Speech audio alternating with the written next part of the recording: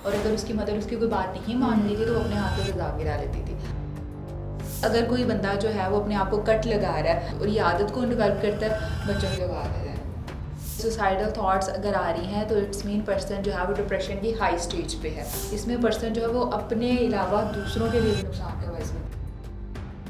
बच्चे अगर ज़्यादा रोएं तो सिर्फ नखरे हैं, डंडे की ज़रूरत है। मेंटल इलनेस सिर्फ जादू टोना या नज़र का असर होता है। ये नज़र सिर्फ पाकिस्तानी अवाम को लगता है, ब्रिटिश को तो कभी नज़र नहीं लगी। वो इस चीज़ को एक्सेप्ट ही नहीं करते कि उन्हें कोई बीमारी है। अस्सलाम वालेकुम। आज हमारे साथ मौजूद है एक माहिर नफ्सियात मिस फतीहा अशरफ।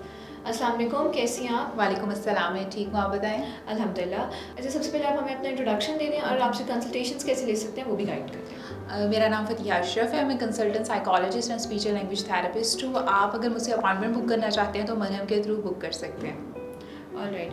अच्छा, हमारी सोसाइटी में ना साइकोलॉजिकल इश्यूज़ या मेंटल हेल्थ से रिलेटेड बहुत सारी मिसकंसेप्शंस और मिथ्स हैं, तो हम चाह रहे हैं कि हम वो ज़रा आपके थ्रू आज क्लियर करें और अपनी ऑडियंस को भी थोड़ी सी अवेयरनेस दे दें उसके ऊपर। सबसे पहले एक मिथ है, बच्चे अगर ज़्यादा रोएं तो सिर्फ नखरे हैं, डंडे की ज़रूरत है। ये सबसे गलत बात है कि अगर बच्चा रो रहा है तो इट्स मीन वो पेरेंट्स का टाइम मांग रहा है। आप उन्हें टाइम नहीं दे रहे हैं तो बच्चा रो रहा है, क्योंकि बच्चे बोल नहीं सकते। तो बच्चे जो है वो साइलेंट ऑब्जर्वर होते हैं। वो रो कर जो है वो इसलिए रो रहे हैं क्योंकि वो कह रहे हैं कि हमारी बात मानी जाए और हमें आपका टाइम चाहिए। सही बात है। ओके, नेक्स्ट है, लड़कियों को ज़्यादा इमोशनल होना उनका मसला है, मर्दों को तो स्ट्रॉन्ग रहना चाहिए। ये भी गलत बात है। इमोशनल जो है वो एक टर्म है, मेल और फीमेल दोनों हो सकते हैं। अगर कोई मेल जो है वो इमोशनल हो रहा है तो ये नेचुरल प्रोसेस, इसमें ये हम लेबल नहीं कर सकते कि जो मेल है उसको स्ट्रॉन्ग ही होना चाहिए। वो भी हो सकता है, वो भी नेचुरल है। यूजुअली ये भी होता है ना कि अगर कोई लड़की रो रही है या उसको इस तरह का एक वो टैग लग जाता है कि अच्छा लड़कियां तो रोती हैं, लड़कियों को बात बात पे रोना आ जाता है, लड़कियां वैसे ही इमोशनल होती हैं। तो मुझे लगता है कि ये चीज़ जेंडर के लिए डिस्क्रिमिनेशन नहीं होनी चाहिए, दोनों ही हमने लेबल कर दिया है इमोशंस को ना, लेबल कर दिया है कि मेल जो है उसको हमेशा स्ट्रॉन्ग रहना चाहिए, हंसना चाहिए। ऐसी भी बात नहीं है। अगर कोई ऐसी बात हो गई है, वो रो रहा है तो इट्स नेचुरल, हमें इस चीज़ को एक्सेप्ट करना चाहिए। हमने खुद ही सोसाइटी में इन चीज़ों को हाईलाइट कर दिया। ऐसा ही है।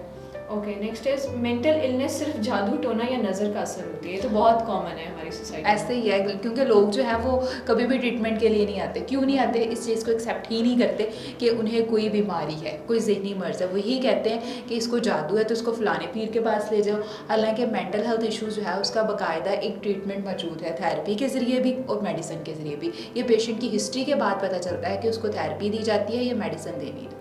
उसके अलावा किसी को गुस्सा ज़्यादा आ रहा है तो नज़र लग गई है, कोई भी प्रॉब्लम हो गई है ना, साइकोलॉजिकल इश्यूज हो गए तो उसको नज़र ही लगती है। ये नज़र सिर्फ पाकिस्तानी अवाम को लगता है, ब्रिटिश को तो कभी नज़र नहीं लगी। वो हमसे आगे भी हैं, हर चीज़ में आगे हैं। आप खुद देख सकती हैं आईटी में, और उनके वैसे भी दुनिया में हमसे आगे, लेकिन उनको तो कभी नज़र नहीं लगी। ये हमारी तरफ ही है। Okay, next is self harm सिर्फ अटेंशन सीकिंग बिहेवियर है। बिल्कुल ऐसा भी हो सकता है, लेकिन वो स्पेसिफिक डिसऑर्डर में। क्योंकि अगर कोई बंदा जो है वो अपने आप को कट लगा रहा है तो वो बॉर्डर लाइन में भी हो सकता है, लेकिन तमाम केसेस में नहीं। क्योंकि सेल्फ हार्म करना, अगर कोई सेल्फ हार्म कर रहा है और उसकी कोई बात नहीं मानी जाती तब भी बच्चे कर लेते हैं। क्यों? क्योंकि उनकी बात नहीं मान रहे तो वो अपने आप को गुस्से में कट लगा रहे हैं। और ये भी जो है बचपन से ही डेवलप होती है आदत, और ये आदत कौन डेवलप करता है? बच्चों के वालिदैन।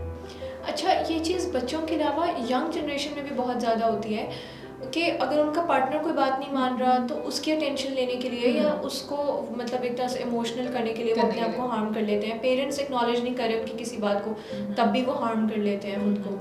अगर इसकी मैं एग्जांपल दूं तो एक पेशेंट मेरे पास आई थी, फर्स्ट ईयर की स्टूडेंट थी, और अगर उसकी मदर उसकी कोई बात नहीं मानती थी तो वो अपने हाथ में तेज़ाब गिरा लेती थी।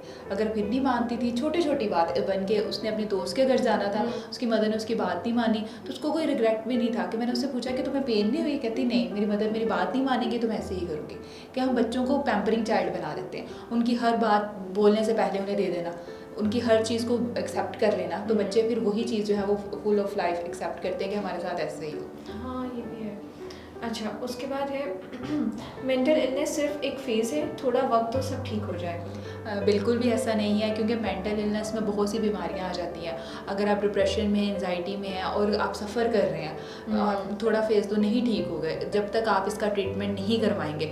हमें थोड़ा सा भी बुखार हो, खांसी हो, हम बड़े से बड़े स्पेशलिस्ट के पास जाते हैं। तो मेंटल हेल्थ के लिए क्यों नहीं जाते? इस चीज़ को इग्नोर नहीं करना चाहिए। अगर आप मेंटली तौर पर फिट हैं, फिजिकली तौर पर खुद ब खुद फिट हो जाएंगे। इसीलिए अपनी मेंटल हेल्थ को हमेशा अपनी फर्स्ट प्रायोरिटी पे रखें। ओके, नेक्स्ट है अगर कोई ज़्यादा इमोशनल है तो इसका मतलब है उसकी विल पावर वीक है। विल पावर का वीक होने का मतलब ये नहीं है कि वो इमोशनल है। विल पावर जो है वो और चीज़ है, इमोशनल होना एक नेचुरल चीज़ है। जैसे कि अगर वो गुस्सा करता है तो उसका मतलब ये नहीं उसकी विल पावर वीक है। अगर वो रो रहा है तो ये मतलब ये है कि विल पावर वीक है। विल पावर और इमोशनल दोनों डिफरेंट चीज़ें, इनको हम मिक्स नहीं कर सकते। ओके, नेक्स्ट है एंटी सोशल पर्सनालिटी डिसऑर्डर का मतलब है कि बंदा अकेले रहना पसंद करता है।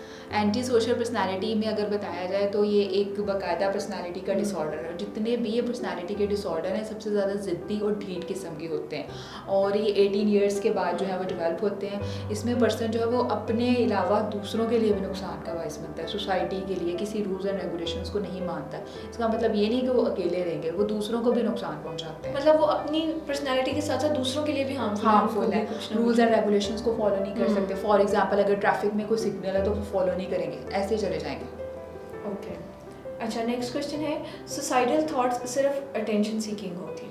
बिल्कुल भी नहीं। सुसाइडल थॉट्स अगर आ रही हैं तो इट्स मीन पर्सन जो है वो डिप्रेशन की हाई स्टेज पे है, उसको डिप्रेशन जो है वो हाई लेवल का है। तो इसका प्रॉपर जो है वो ट्रीटमेंट करवाया जाए और जो घर वाले हैं उसके पास रहें ताकि वो सुसाइड ना कर लें। ओके, अच्छा उसके बाद नेक्स्ट है अगर किसी के साथ चाइल्डहुड ट्रॉमा हुआ हो तो ऑटोमेटिकली एक क्रिमिनल या मेंटली अनस्टेबल? बिल्कुल भी ऐसा नहीं है कि अगर किसी के साथ चाइल्डहुड में हुआ है, ये हमारे यहाँ एक मिथ है। अगर किसी के साथ चाइल्डहुड में हुआ है तो मे बी वो उसके लिए ज़्यादा पॉजिटिव हो, ज़्यादा हेल्दी हो। किसी एक चीज़ को हम किसी भी पर्सन की पर्सनैलिटी के साथ लेबल नहीं कर सकते। ओके, उम्मीद है कि आज आपकी मेंटल हेल्थ से रिलेटेड तमाम मिसकंसेप्शंस दूर हो गए होंगे।